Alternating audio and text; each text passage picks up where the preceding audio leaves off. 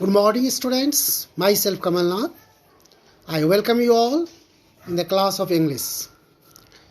Student, you know that we are studying this time chapter 11, The Little Mechanic.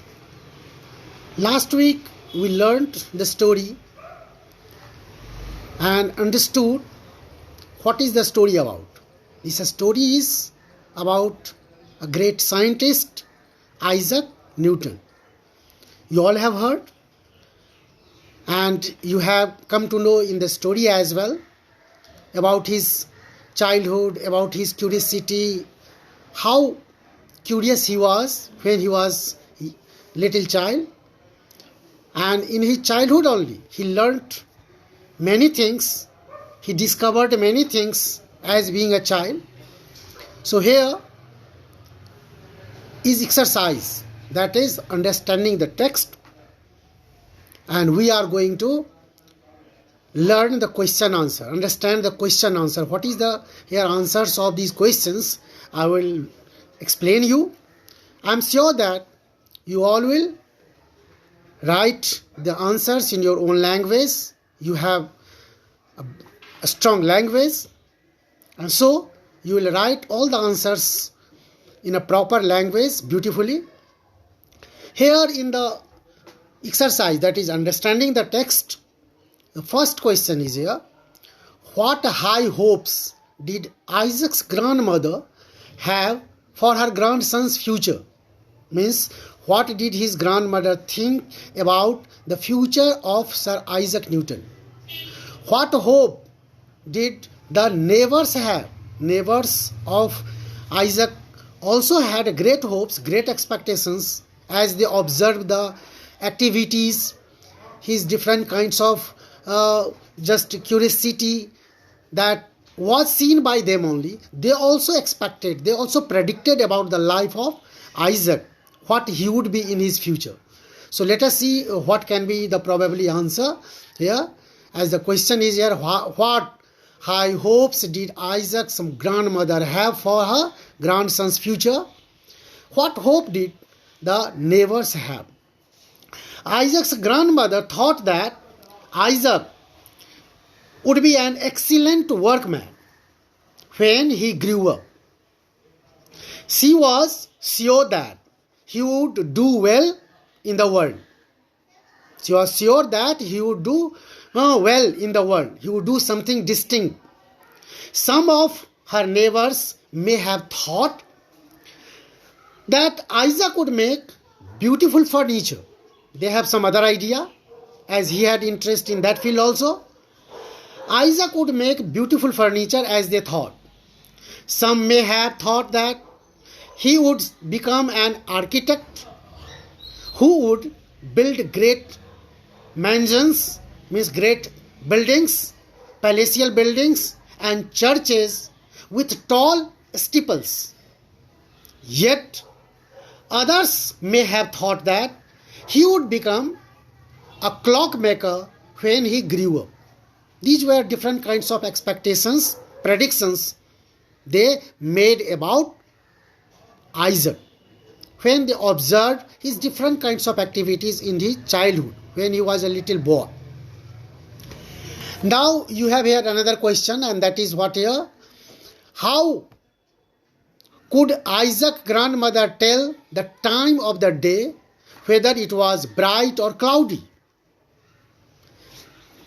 Isaac made different kinds of clocks. What kind of clocks? Let's see here.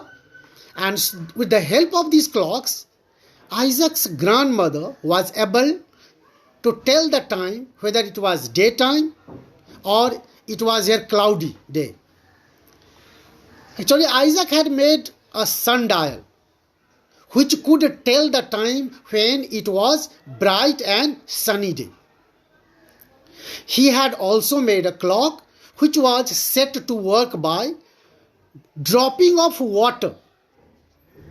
The sundial and the water clock helped his grandmother tell the time, whether it was bright or cloudy, in both the conditions.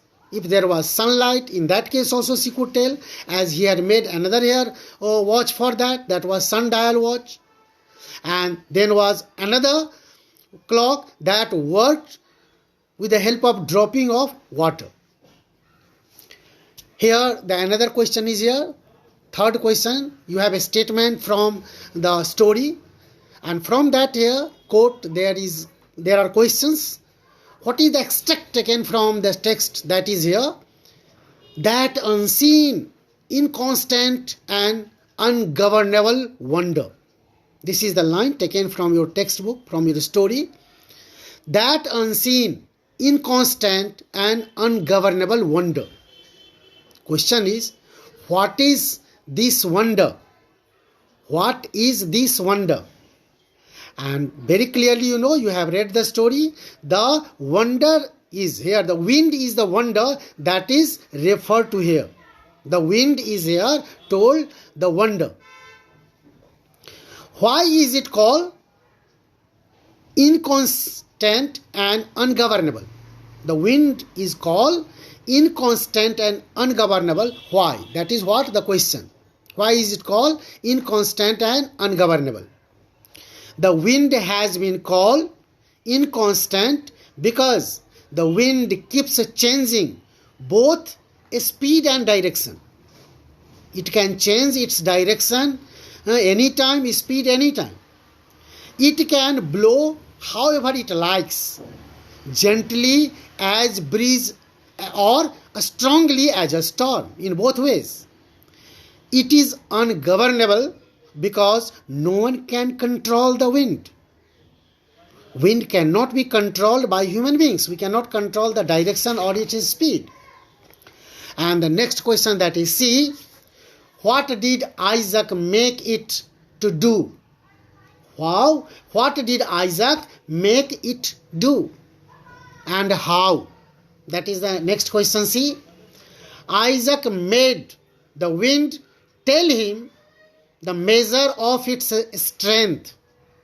Isaac made the wind tell him the measure of its strength. He did this by jumping against the wind. He calculated that when he jumped against the wind, by the length of his jump, whatever length was there when he was jumping, by that length he could calculate the force of the wind. He calculated the force of the wind by jumping.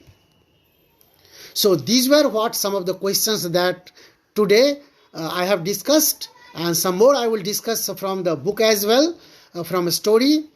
And rest part of the questions I am going to share you. I am going to explain you in the next part of the video. I am sure you should have understood these answers well, and you will write beautifully in your own language in your copy. Thank you, students. Thank you very much being with me. Thank you.